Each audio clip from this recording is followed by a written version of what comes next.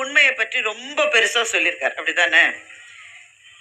எதையும் விட உலகத்திலே உண்மைதான் பெரியது என்று வள்ளுவர் சொல்லியிருக்கிறார். அந்த வள்ளுவர் உண்மைக்கு கொடுக்கிற இடத்தை பொய்க்கும் ஒரு இடத்திலே கொடுத்து விட்டார். எனக்கு இப்படி செய்யலாமா? ஒரு துறவி, வள்ளுவர் மாதிரியான ஒரு துறவி, நீ உண்மையை சொல்லுந்தானே சொல்லணும். பொய்யாமை பொய்யாமை ஆற்றின் அறம் பிற செய்யாமை செய்யாமை நன்று என்று சொன்ன அதே வள்ளுவர் உண்மைக்கு கொடுத்த இடத்தை பொய்க்கு கொடுத்து விட்டார். நமக்கு கேட்ட உடனே பக்குன்னு இருக்கு. ஏன்னா பிறந்ததுல இருந்து நம்ம போய் சொல்லிட்டு தான் இருக்கோம். ஆனா நம்மள்ட்ட எல்லாரும் என்ன சொன்னாங்கன்னா, உண்மையை சொல்லு உண்மையை சொல்லு, சத்தியமே விஜயத்தை, அதுதானே சொல்றாங்க. வாய்மையே வெல்லும், இதுதானே நமக்கு சொல்லப்பட்ட பாடம். ஆனா வள்ளுவர் உண்மைக்கு கொடுத்த இடத்தை பொய்க்கு கொடுத்து விட்டார். எந்த அந்த குறள் உங்க எல்லாருக்கும் தெரியும். பொய்மையும் வாய்மை இடத்த புரை தீர்ந்த நன்மை பயக்கும் எனின். பொய்க்கான இடம் உண்மைக்கான இடத்துக்கு பக்கத்துல இல்ல, ரெண்டு ஒரே இடம்னு சொல்லிட்டார். எப்படி?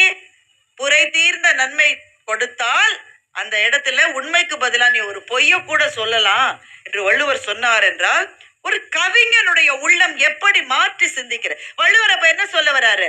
உண்மை முக்கியம்தான், கருணை அதை விட முக்கியம்னு சொல்றாரு. ஒருவருக்கு பெரிய நன்மை கிடைக்கும் என்றால் அந்த இடத்துல நீ ஒரு பொய் சொன்னா கூட அது உண்மைக்கு நிகராக மதிக்கப்படும் என்று வள்ளுவர் சொல்லி இருக்கிறார் என்று சொன்னால், உடனே நம்ம ஆளெல்லாம் அதை பிடிச்சிட்டு வள்ளுவரே சொல்லிட்டாரு, போக வர 10,000 பொய் அடிச்சு விடுறது. அதுக்காக தான் வள்ளுவர் சொன்னார், கண்டபடி நீ பொய் சொல்லிட்டு தெரியறதுக்காக நான் இந்த குறளை எழுதல. புரை தீர்ந்த நன்மைனா என்ன அர்த்தம்? கொஞ்சம் கூட களங்கம் இல்லாத நன்மை வரணும், எல்லாருக்குமான நன்மையாக இருந்தால் ஒரு பொய்ய கூட சொல்லிக்கோன்னு சொல்றாரு. அப்ப அப்படி மாற்றி சிந்திப்பது கவிஞனுடைய நெஞ்சம். நாம் நம்முடைய வாழ்க்கையில் எதையாவது மாற்றி சிந்திக்கிறோமா? எப்ப முதல் பொய்யை நாம் எல்லாரும் சொன்னோம்? ஞாபகம் இருக்கா? அநேகமா வீட்டுல அடி வாங்காம இருக்கிறதுக்காக சொல்லியிருக்கோம். அதுதான் முதல் பொய்யா இருக்கும். நாம் சொன்ன கடைசி பொய் என்ன? இன்னும் நிறைய சொல்ல போறோம். பட் இப்ப கடைசியா எப்ப சொன்னோம்? ஒரு 24 மணி நேரத்துக்குள்ள கட்டாயமா ஒரு 10 பொய்யாவது நம்ம சொல்லியிருக்க மாட்டோம்? சும்மா சொல்லுங்க, நமக்குள்ள என்ன சொல்லிருப்போம் தானே? நான் இதுவரை பொய்யே சொல்லியதில்லை அப்படின்னு ஒருத்தர் சொன்னா, அதை விட பெரிய பொய்யை இதுவரை அவர் சொல்லவில்லை என்றுதான் பொருள். பொய்னா மற்றவர்களை கெடுப்பதற்கான பொய் கூட இல்ல. இந்த ஒயிட் லைஸ் என்று ஆங்கிலத்திலே சொல்லுவார்கள், வெள்ளை பொய்கள். கொஞ்சம் மொபைல் போன் வந்த அப்புறம் பொய் ரொம்ப ஜாஸ்தியாயிருச்சு. நாம இங்கதான் திருப்பத்தூர் பஸ் ஸ்டாப்ல நின்றுட்டு இருப்போம், வந்துட்டே இருக்கேன், சென்னைக்கு பக்கத்துல வந்துட்டேன்றோம். ரொம்ப தூரம் இருக்குடா, இன்னும் வந்துட்டே இருக்கையா, இதோ சென்னைக்கு பக்கத்துல இருக்கேன்றான் போன்ல. இந்த பொய்கள் சூழ வாழுகின்ற இந்த வாழ்க்கையில இவ்வளவு விரைவாக ஓடுகிற போது கொஞ்சம் நிற்க வேண்டும், கொஞ்சம் கவனிக்க வேண்டும் அப்படின்னு எனக்கு தோணுச்சு. இந்த நில் கவனி செல் என்பது போக்குவரத்து விதி, அப்படிதானங்க? டிராபிக் லைட்ல தானே அதை சொல்லுவாங்க. நீ பாட்டுக்கு போயிட்டே இருக்காத, நில். அது சொன்னாலும் நம்ம பையன் ஒத்துன்னு கேட்கறது இல்லை, ஒரு பையன் கேட்கறது இல்லை. டிராபிக் லைட்டுக்காக நீங்க நின்னீங்கன்னா உங்களை தான் பைத்தியக்காரன்னு சொல்றான். சிவப்பு விளக்கு வருதுன்னு நீங்க நிறுத்திருக்கீங்க, பின்னாடி அப்படி ஹார்ன் அடிக்கிறான். சிவப்பு விளக்குக்காக நிறுத்தி இருக்கேன், போ போ போய்கினே இருமா. எங்க ஊர்ல சென்னையில எந்த லைட் இருந்தாலும் போயிட்டே இரு. இந்த ஊர்ல எனக்கு தெரியல, எங்க பொம்பளை பிள்ளைங்க எங்க ஊர்ல பைக் ஓட்டுறாங்க, அந்த ஓரமா வந்துட்டே இருக்குங்க ஒரு பொண்ணு. இங்க எல்லா வண்டி வந்திருக்கு, ஒரு கைய காட்டல, ஒண்ணும் இல்ல, அப்படி அலட்சியமா இப்படி யூட்டர்ன் எடுக்குது.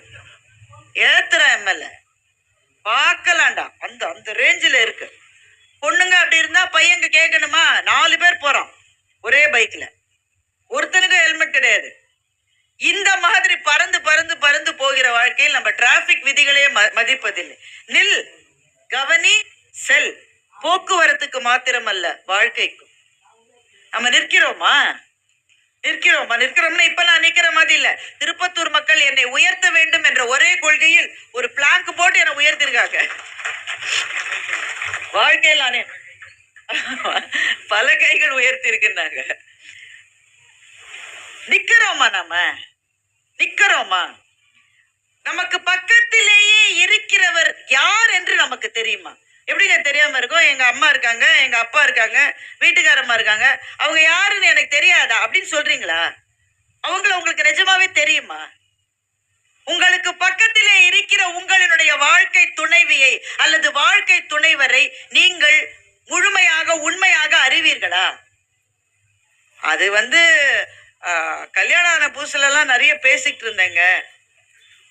அப்புறம் அப்புறம் அப்படியே நாளாக பேச்சு குறைஞ்சு குறைஞ்சு குறைஞ்சு குறைஞ்சு நம்ம சம்மர் வந்தா பாலாறு மாதிரி ஆயிடுச்சு. எங்க பேச்சு குறைஞ்சு போச்சு. திருமணமான புதிதில் எப்படி பேசினீர்கள்? இருக்கிற எல்லாரையும் தான் கேட்கிறேன். திருமணம் நிச்சயிக்க இந்த காலத்துல திருமணத்துக்கு முன்னாடியே பேசி பேசி கல்யாணத்தையும் நிறுத்திடுதுங்க. ஏன் உங்க எல்லாருக்கும் சொல்றேன், உங்களுக்கு பிள்ளைங்க இருந்தா அதுக்கு திருமணம் நிச்சயம் பண்றீங்கன்னு வைங்களேன், நிச்சயம் பண்ணுவீங்க தானே? நிச்சயத்துக்கு அடுத்த நாளே திருமணத்தை வச்சிருங்க. நிச்சயம் பண்ணிட்டு ஒரு 6 மாசம் 8 மாசம்னா பேசிட்டே இருக்குங்க. ராத்திரியில போர்வையை போத்திக்கிட்டு மெசேஜ் அடிச்சுக்கிட்டே இருக்கு. நமக்கு கண்ணாடியை போட்டு மெசேஜ் தப்பு தப்பா அடிக்கிறோம். எங்க அலுவலகத்துல கல்ச்சர் கிளப்ல என்ன சேர சொன்னாங்க. I am happy to join vulture கிளப்னு அடிச்சுட்டேன். சிஓவியும் பக்கத்துல இருக்கு. ஏன்னா கண்ணாடி போடாம அடிச்சுட்டு நமக்கு அதுவே தெரியல. இதுங்க போர்வையை போத்திக்கிட்டு இருட்டுல அப்படி அடிக்குதுங்க. பேசி பேசி நிச்சயதார்த்தத்தோட பிரேக்கப் ஆயிடுது. அது கொஞ்சம் பரவாயில்ல. சிலதெல்லாம் திருமணம் முடிஞ்ச அப்புறம் பிரேக்கப் ஆகுது, மண்டபத்திலேயே பிரேக்கப் ஆகுது. இது அதிகம் பேசினாலும் பிரச்சனை. ஆனா திருமணமான புதுதில் இங்க இருக்கிறவங்க பெரும்பாலும் ரொம்ப இளைஞர்கள் என் கண்ணுக்கு தெரியல. ஒருவேளை இந்த வெளிச்சத்தினால இருக்கலாம். ஆனால் திருப்பத்தூர் மாவட்டத்தில் இருப்பது போல இளைஞர்களை எங்கேயும் நான் பார்த்தது. எல்லா இடத்துலயும் இளமையா தான் இருக்கீங்க. ஆனா வயது நடுத்தர வயதா இருக்கலாம். திருமணமான புதிதில் பேச்சு என்பது எவ்வளவு அருவி மாதிரி இருந்தது. எவ்வளவு பேசியும் போதவில்லை. அப்பெல்லாம் பேசுவதற்கு நிறைய தடை இருக்கும். வீட்டுல நிறைய பேர் இருப்பாங்க.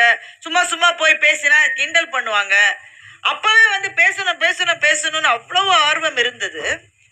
ஆனா திருமணமாய் ஒரு 10 வருடம் கழிச்சு, ஒரு 15 வருடம் கழிச்சு பேச்சு என்பது எவ்வளவு குறைந்து போய்விட்டது. அப்போ இவ்வளவு குறைந்து போன பிறகு உங்கள் வாழ்க்கை துணைவர் அல்லது துணைவியை உங்களுக்கு எவ்வளவு தெரியும்? நில், கவனி என்று நான் சொன்னது போக்குவரத்தை நான் சொல்லவில்லை. உங்கள் வாழ்க்கையில் கொஞ்சம் நிற்க வேண்டிய தருணங்களை நீங்கள் உருவாக்கி கொண்டே ஆக வேண்டும் என்று உங்களுக்கு மாத்திரமல்ல, என்னையும் சேர்த்து நான் இந்த மேடையில் சொல்ல நினைக்கிறேன். எதுக்கு ஓடுறோம்? காசுக்கு தான் ஓடுறோம். காசு, பணம், துட்டு, மணி இல்லாட்டா ஒண்ணும் நடக்கல. வேலை வேலை வேலைன்னு ஓடிட்டு இருக்கோம்.